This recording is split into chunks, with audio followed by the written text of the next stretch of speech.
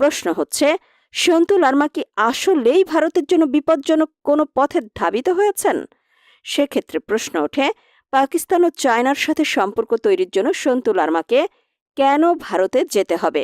সন্তু লারমার যে বয়স এবং শারীরিক অবস্থা, তাতে তার পক্ষে নতুন কোনো অ্যাডভেঞ্চার শুরু করা কতটা সম্ভব সেটাও প্রশ্নবিদ্ধ। এমনও হতে পারে ইউপিডিএফ এর প্রচারণার প্রভাবে প্রভাবিত হয়ে ভারত জেএসএস এর বিরুদ্ধে অভিযানে নেমেছে।